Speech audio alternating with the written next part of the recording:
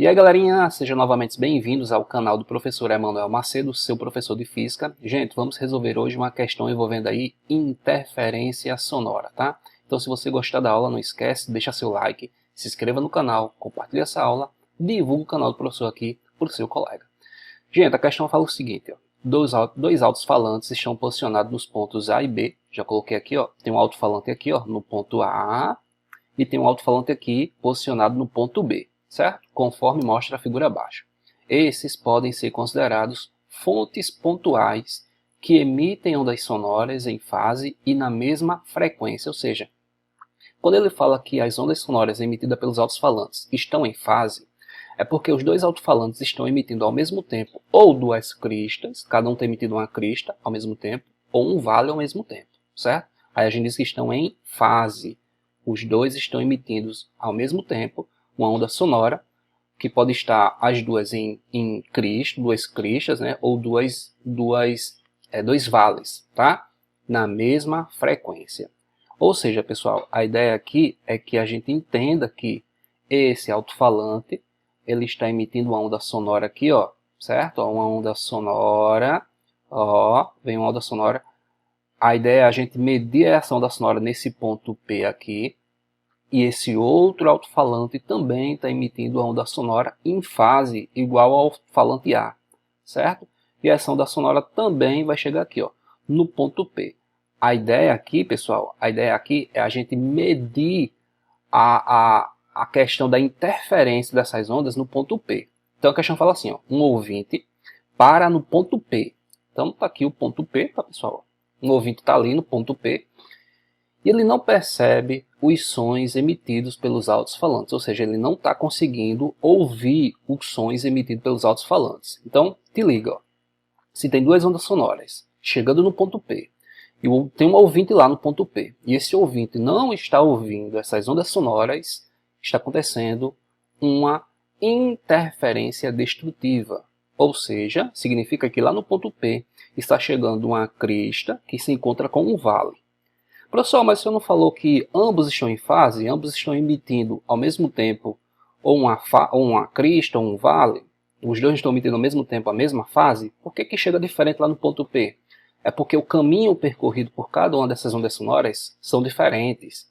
Isso vai gerar uma interferência, naquele caso lá, vai gerar uma interferência destrutiva, né? Não está chegando ao mesmo tempo duas cristas nem dois vales. Está chegando uma crista e um vale. Então está gerando ali uma interferência destrutiva, tá? Ou seja, nesse ponto aqui, ó, importante se entender que aqui está gerando uma interferência destrutiva. Lá no ponto P, eu tenho uma interferência destrutiva, um aniquilamento dessas ondas que estão se interferindo, né? É como se aqui estivesse chegando, ó, aqui tem uma onda vindo e tem uma onda assim, ó. Tem uma para cá e tem uma para cá, ó. E aqui eu digo que é o ponto P, pessoal, ó. Aqui é o ponto P. Então essas ondas aqui, elas vão o quê? Vão gerar nesse ponto P. Esse ponto P será gerado o quê? Uma amplitude resultante igual a zero. Uma interferência destrutiva, já que o ouvinte não consegue ouvir nada lá no ponto P. Muito bem. Sabendo que a velocidade do som no ar é de 343 metros por segundo, show de bola. Qual é, gente? Qual é? Olha só, isso é importante. Ó. Qual é o maior comprimento de onda, aproximadamente em metros, que está sendo emitido pelos alto-falantes? Então, gente, é o seguinte. Ele quer que você determine, deixa eu ler aqui de novo, qual é o maior comprimento de onda aproximadamente em metros que está sendo emitido pelos alto-falantes. E, gente, como se trata de uma questão de interferência, é importante se lembrar dessa equaçãozinha aqui, ó. ΔD é igual a N lambda sobre 2. Professor, o que é isso? Que fórmula é essa? O que é que significa cada coisinha dessa? Primeiro, o que é ΔD? A diferença de caminho percorrido por cada uma das ondas sonoras que se interferem lá no ponto P. Então, ΔD é a diferença dessa distância aqui, ó, que eu vou chamar de D1, para essa distância aqui que eu vou chamar de D2. certo? Delta D é D1 menos D2, é a diferença de caminho. O que é N? Gente, esse N corresponde ao quê? Como se trata de uma interferência destrutiva, esse N vai ser sempre um número ímpar de meio comprimento de onda. Ou seja, esse N vai ser 1, 3, 5, 7, por aí vai. Como se trata de uma interferência destrutiva, o N é um número ímpar, tem que ser um número ímpar, de quê? É um número ímpar múltiplo de meio comprimento de onda. Professor, então quer dizer que esse N ele só pode ser um número ímpar se for interferência destrutiva. Se fosse interferência construtiva, o N valeria 0, o N poderia ser 0, poderia ser 2, 4, 6. Ou seja, esse N aqui, ó, quando se trata de uma interferência destrutiva, vai ser 1, 3, 5, 7, 3 pontinhos. Mas, se fosse de uma interferência construtiva, deixa eu subir um pouquinho aqui, um pouco mais, pode ser 0, 2, 4, 6, por aí vai. Entenderam? Ou seja, pessoal, importante você saber o seguinte, tem que entender que o ΔD, a diferença de caminho, eu tenho que achar essa diferença de caminho antes. O N, por se tratar de uma interferência destrutiva, o N vai ser um número ímpar. 1, 3, 5, 7. E eu tenho que achar o quê? Eu tenho que achar isso aqui, né? Ó, eu tenho que achar o lambda, o comprimento de onda. E outra coisa, né, pessoal? Ele fala que tem que ser o maior comprimento de onda. Para o comprimento de onda ser o maior possível, o N tem que ser igual a 1.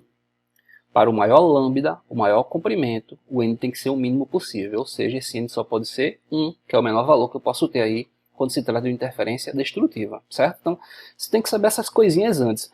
É um assunto que não é tão trabalhado no ensino médio, né? Normalmente quando a gente fala de interferência, a gente só fala de interferência unidimensional, né? A gente só analisa quando é que vai ter uma interferência construtiva, quando é que vai ter uma interferência destrutiva, mas é importante você saber também essa partezinha, principalmente para você que está se preparando para concursos a nível militares. Os concursos a nível militares do tipo AFA, SpaceX, IME, ITA, cobram muitas questões envolvendo interferências de ondas sonoras, interferências de ondas luminosas, interferências bidimensionais, tridimensionais. Isso vale para esses casos aí, certo? Bom, então eu vou fazer o seguinte, ó. Será que eu consigo tirar tudo isso aqui, gente? Então, pessoal, eu vou fazer o seguinte, eu vou colocar de novo a questão aqui. Vou colocar de novo a questão, porque lá em cima ficou muito rabiscado, né? Rabisquei muito.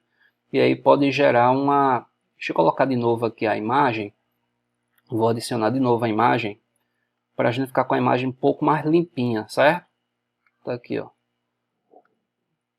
Pronto, vamos analisar aqui de novo. Então, você já sabe que a ideia principal é o quê? É a gente achar, primeiramente, o que eu vou ter que fazer?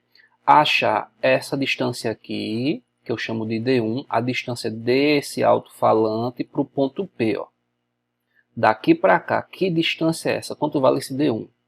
E depois eu vou achar esse D2. Quem é D2? A distância do alto-falante B para o ponto P. Então são duas coisas que a gente tem que achar aí, certo? Bom, para eu achar esse D1, eu vou fazer o quê? Vamos fazer usar um pouquinho aqui de matemática, tá, pessoal? Ó, quem é D1? D1 é o seguinte, ó. A gente sabe que daqui para cá eu tenho 3, né? Ó, 3. Esse pedaço aqui, ó, 3. E daqui para cá eu tenho quanto? 4. Isso aqui vale 4, isso aqui vale 3. Então, percebam que isso aqui, ó, esse D1 é como se fosse a minha hipotenusa, né? É um triângulo retângulo. Ó. Isso aqui, o D1 é minha hipotenusa. E aí vocês devem lembrar, né, que quando o triângulo é um triângulo 3 e 4, esse triângulo é um triângulo pitagórico, né? A hipotenusa vale 5, né? Se fosse 30, 40, a hipotenusa 50. 300, 400, a hipotenusa 500. Então eu sei que esse D1 vale 5, apesar que eu vou fazer aqui Pitágoras, só para a gente ter uma certeza, né? Então vai ficar o seguinte, ó. Deixa eu ajeitar isso aqui. D1 é 3 ao quadrado mais 4 ao quadrado. Então D1 vai ser igual a 9 mais 16 ao quadrado, né? Esse D1 é igual a 25. Tirando a raiz de 25, D1 é igual a 5. Como a gente já tinha esperado aqui, inclusive, pessoal, é 5 metros, né? Ó. 5 metros, certo? Eu vou colocar aqui minha bateria para carregar, acho que ainda não. Um pouquinho. Beleza, o que eu vou fazer agora? Eu vou achar o D2, pessoal. D2 eu faço como? Ó? Vou achar o D2. Bom, o D2 eu vou fazer do mesmo jeito, pessoal, mesmo processo. D2, tu faz como? D2 vai ficar. Lembra, D2, deixa eu só colocar aqui, né, pessoal? Quem é D2? É um outro triângulo retângulo. Deixa eu botar aqui de rosa. Ó, daqui para cá eu tenho 2. Novamente eu tenho 4 aqui, ó, 4. E aí eu vou achar essa hipotenusa aqui, ó. Essa hipotenusa aqui é o D2, certo? Essa hipotenusa é o D2, então vai ficar o seguinte, ó. D2 ao quadrado é 2 ao quadrado mais 4 ao quadrado. Então vai ficar D2 é igual a... Gente, 2 ao quadrado, 4. 4 ao quadrado, 16. Eita, eu estou vendo que aqui não vai ter uma raiz exata, né? Ó, 20. Só que a gente vai fazer o seguinte, ó. Vamos tirar a raiz de 20. Gente, raiz de 20, como eu falei, não é exata, mas a gente pode fazer o seguinte, né? A gente pode fazer isso aqui, ó. A gente pode colocar 20 como sendo 4 vezes 5. D2 é igual a 4 vezes 5. Esse 4 vai para fora da raiz, porque a raiz de 4 é 2. E aqui vai ficar raiz de 5. Importante você saber o seguinte, ó. Tem coisa que a gente tem que saber, pessoal. A questão às vezes não vai dar, né? Raiz de 5 é aproximadamente 2,23, por aí, tá? 2,23. Eu vou colocar aqui como sendo 2,2, para deixar assim, ó. 2 que multiplica 2,2, né? Estou trabalhando aqui com a casa decimal. Então, esse D2, ele vale 4,4 metros. Então, essa é a distância D2. D2 vale 4,4, D1 vale 5. Mas eu quero saber o que mesmo? A diferença dessas distâncias, o ΔD. Quem é ΔD? D1 menos D2. Ou seja, esse ΔD, tu vai pegar 5 menos 4,4. Ou seja, esse ΔD é igual a 0,6 metros. Show de bola. Achei o ΔD. Sabendo o ΔD agora, eu posso encontrar o que eu quero achar, o comprimento de onda, né? N lambda sobre 2. Isolando o lambda, pessoal, ó, se a gente isolar o lambda, vai ficar... Isolando o lambda, né? Ó, esse 2 passa multiplicando e o N passa dividindo, igual a lambda. Lembrando, pessoal, para que o lambda seja o maior possível, para eu aumentar bastante esse lambda, o N tem que diminuir bastante. Ou seja, para o lambda ser o maior de todos, o N tem que ser o menor de todos. Ou seja, esse N vale quanto? 1. Se trata de uma interferência destrutiva. A bateria está quase arriando, hein, pessoal? Então vai ficar como? Ó? Vai ficar assim, hein? Ó, vai ficar 2 vezes quem é ΔD. ΔD é 0,6. Dividido por 1, que é o valor do N, igual a lambda. Gente, fazendo essa continha todinha aqui, eu vou encontrar que lambda é 1,2 metros. Isso é o comprimento de onda da onda sonora. Só que como a questão quer um valor aproximado, né? Ó, aproximadamente qual é o valor mais próximo de 1,2? É 1. O valor mais próximo de 1,2 é 1. Ou seja, pessoal, nossa resposta dessa questãozinha é a letra C, 1. Aí está uma questão, pessoal, envolvendo o que mesmo? Interferência, um fenômeno ondulatório extremamente importante, chamado interferência. No caso aqui era uma interferência sonora do tipo interferência destrutiva. Não esqueçam, para se calcular a interferência de duas ondas, no caso aí bidimensionais, né, tridimensionais, usar a equaçãozinha aí do ΔD igual a N, que esse N pode ser número ímpar ou par, dependendo do tipo de interferência, vezes meio comprimento de onda, certo? Gente, então é isso. Se você gostou da aula, não esquece, deixa seu like, se inscreva no meu canal, compartilhe essa aula, divulgue o canal do professor aqui para o seu colega. Fiquem atentos às próximas questões. Aquele abraço!